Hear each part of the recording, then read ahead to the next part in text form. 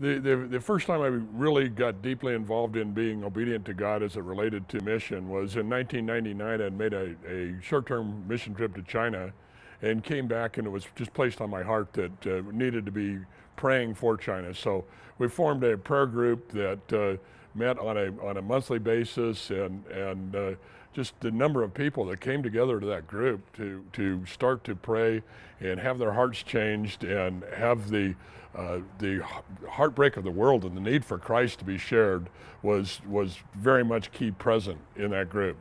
The peace plan is amazing. The need for us to just give a cup of cold water to the thirsty church leaders around the world is an amazing calling.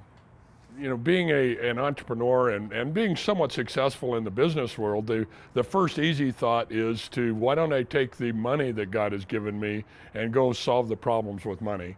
But getting in and really getting to know the people, to coming alongside, to make multiple trips, to have these churches be church away from home, you realize that money isn't what is the big issue.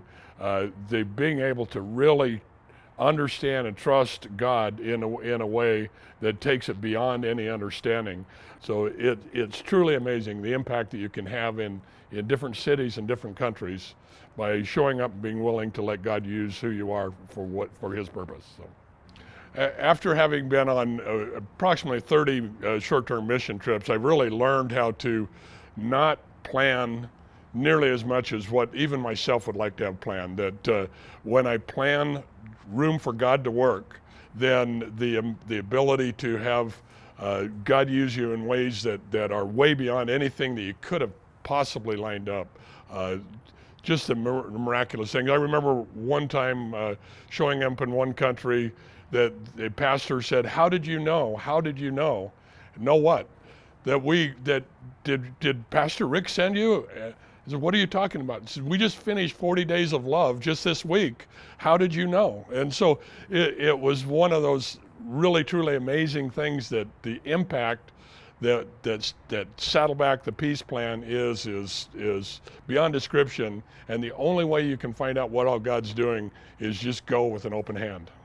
In the peace plan, we learn that first you come and see, then you come and go, but ultimately you come and die. And where that really sunk home to me and made it very personal was the night I had a heart attack. And I'm in the ER, and the ER nurse is just a big burly guy, and he just said, "You could still die tonight while you're in the ER. This is not the cardiac unit." And as I'm on the gurney up to the cardiac facility, I just got this amazing sense of peace that if I die tonight, I'm going to be in the presence of the Lord. And this incredible comfort came to me. But then the message followed right up of, but if I live tonight, it's because God has something for me. So I spent the next 36 hours before my surgery. I had a stent that night of a 99% bypass. Spent the next 36 hours, this thought pattern of, it's better for me that I go, but better for you that I stay. And I've spent the last 5 years asking myself, what does it mean that it's better for you that I stay? To already have surrendered my life to say there's nothing that can happen to me that won't just put me in the presence of the Lord. So I do understand what it means to come and die, and I will go anywhere the Lord wants me to go for whatever He wants me to do and say. So it's a joyous place to be.